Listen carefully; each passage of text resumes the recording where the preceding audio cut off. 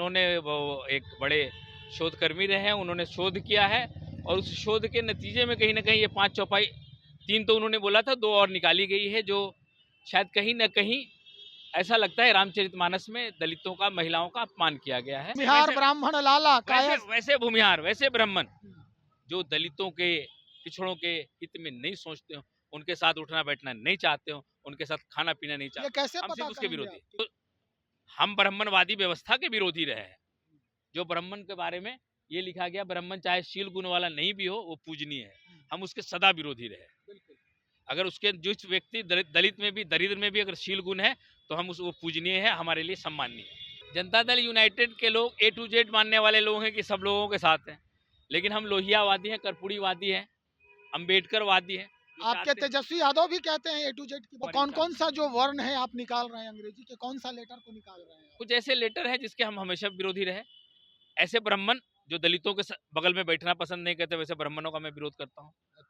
ऐसे भूमिहार जो यादवों को अपना दुश्मन समझते हो, मुसलमानों के खिलाफ सेकुलर जहनियत नहीं रखते हो, ऐसे काश। जदयू से हमारा सिर्फ एक व्यक्ति से तकरार हुआ, जो तकरार कर रहे हैं, जो बोल रहे हैं मैं कई सालों से पवेलियन में बैठा हुआ हूँ और मैं दूसरी जगह जाके दूसरी टीम से, काराकट से चुनाव लड़ने जा रहा हूँ, भाजपा से शायद वो चुनाव लड़ने जा रहे हैं, और नाम आप लोग सब जानते होंगे। उनके अलावा किसी व्यक्ति का राजद के नेताओं के खिलाफ कोई बयान नहीं आया है। नमस्कार, आप देख रहे हैं चौकस भारत में, आपका दोस्त ब्रजेंद्र।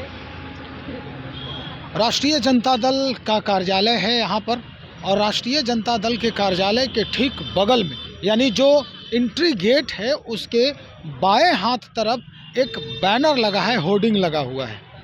और इस होर्डिंग पे जो बातें लिखी गई है, दरअसल ये बातें पिछले कई दिनों से चर्चा में है और राज्य की जो राजनीतिक सरगर्मी है उसमें लगातार, उसके तापमान में लगातार वृद्धि हो रही है। अगर ये कहें तो ये जो पूरा मसला है ये रामचरितमानस के ऊपर है, और शिक्षा मंत्री के दिए गए कुछ दिन पहले नालंदा विश्वविद्यालय के दीक्षांत समारोह में जिस तरह से उन्होंने अपने छात्रों की अभिव्यक्ति को जानने के लिए अपने जो वहाँ पहुँचे हुए लोग थे उनके बारे में उनको रिझाने के लिए जिस तरह के बयान दिए थे, उस बयान के ऊपर दिया गया वो पूरा मसला है। चलिए, एक बात सामने आ गई है स्पष्ट होकर कि यहाँ जो बैनर लिखा है उसमें लिखा है ढोल गंवार शूद्र पशु नारी सकल हैं ताड़न के अधिकारी, और इस तरह के 5 चौपाई हैं वो स्पष्ट किए जा चुके हैं। यहाँ पर यह भी लिखा हुआ है कि 85% हिंदुओं का अपमान कब तक सहेगा हिंदुस्तान। क्या भाजपा को 85% हिंदुओं यानी दलित, अति पिछड़ा का अपमान मंजूर है? भाजपा बताए। और एंड एक बहुत अहम बात सामने आती है, हम आपको दिखाना चाहेंगे करीब से। बताए भाजपा एंड ... ये जो डॉट है इसके पीछे बहुत बड़ी कहानी। ये डॉट किसके लिए प्रयोग किया जा रहा है? ये 4 डॉट जो हैं इसमें और कौन कौन है? यानी भाजपा और उनके समर्थक, भाजपा से जो सरोकार रखते हैं, भाजपा की जो उसके संवैधानिक विचारधारा है उससे जो सरोकार रखते हैं, वे लोग, उनके बारे में भी कहा जा रहा है। खैर, ये जो निवेदन है, ये जो बैनर है, ये दलित अति पिछड़ा संघर्ष मोर्चा बिहार के तहत है, उनके द्वारा लगाया गया है। हमारे साहब यहाँ पर मौजूद हैं, आरजेडी के ही हैं, नेता हैं सैफ अली साहब।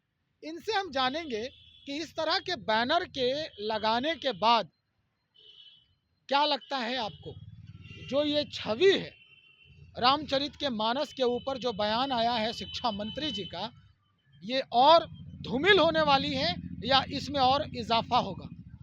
इसमें तो शिक्षा मंत्री जी की छवि कहीं से धूमिल नहीं हुई।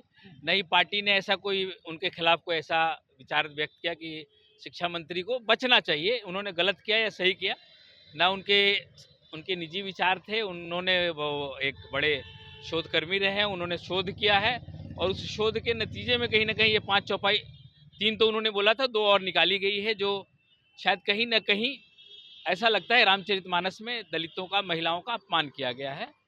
लेकिन हमने तो उसको ठीक से पढ़ा नहीं, उसके आगे कौन सी पंक्ति थी, पीछे कौन सी पंक्ति थी, हो सकता है आगे पीछे लग के कोई एक ऐसा विचार हो जो समाज को जोड़ने वाला और समाज में दलितों को, पिछड़ों को सम्मान देने वाला भी हो सकता है कि अगर वो उसके अधिकारी हैं तो तुम उनको सम्मान दो। अगला लाइन ये भी हो सकता है, लेकिन रामचरितमानस की ये पंक्तियां मैंने पढ़ी नहीं।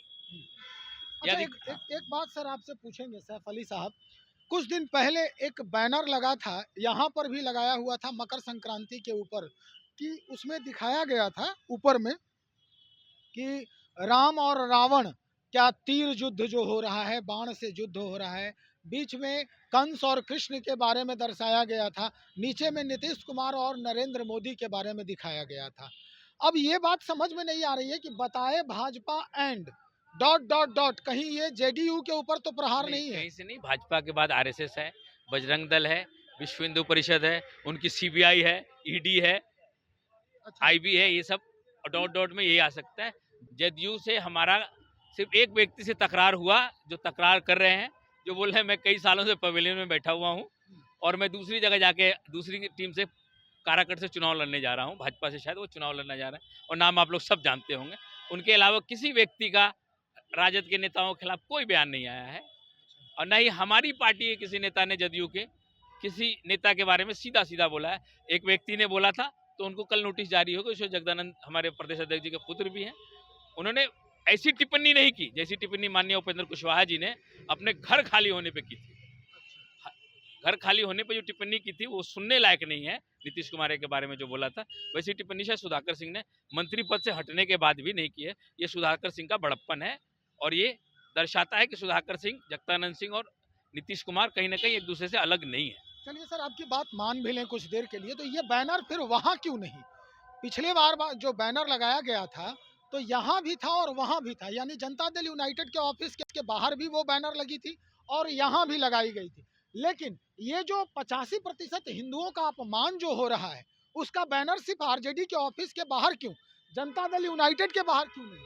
जनता दल यूनाइटेड के लोग A to Z मानने वाले लोग हैं कि सब लोगों के साथ हैं, लेकिन हम लोहियावादी हैं, कर्पूरीवादी हैं, अम्बेडकरवादी हैं। आपके तेजस्वी यादव भी कहते हैं A to Z की बात। A to Z मैंने कहा है, थोड़ा एक दो वर्ड बीच से निकाल दो, शायद वो उससे हमारा टिकट तो जाएगा, पार्टी का पद भी जाएगा, लेकिन कुछ आएगा नहीं हमारा।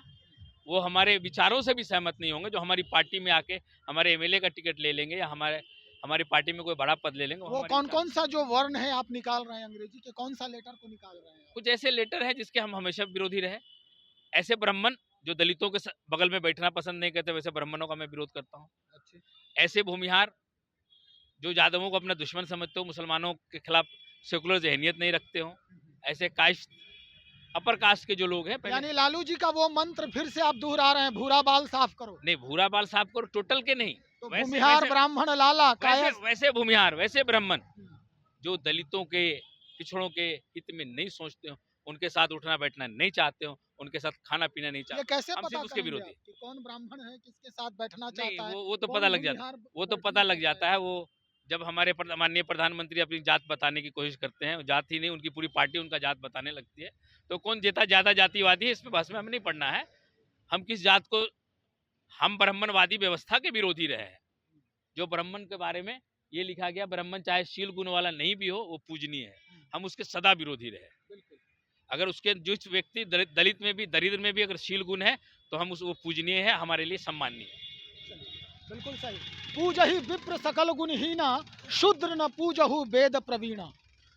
तो ये जो स्थिति आप देख रहे हैं वो यही है कि यहाँ पर जो दर्शाया जा रहा है कि 85% हिंदुओं का अपमान हो रहा है, और ये अपमान सिर्फ इस वजह से हो रहा है कि तुलसीदास ने ये चौपाई किस संदर्भ में रामचरितमानस में उद्धृत किया है, इसकी चर्चा किसी ने नहीं की, इस पर डिबेट किसी की नहीं हो रही है। लेकिन बयानों के तीर और जो ये शीत युद्ध की जो स्थिति है वो बनते जा रही है, वो अब देखने लायक हो गई है।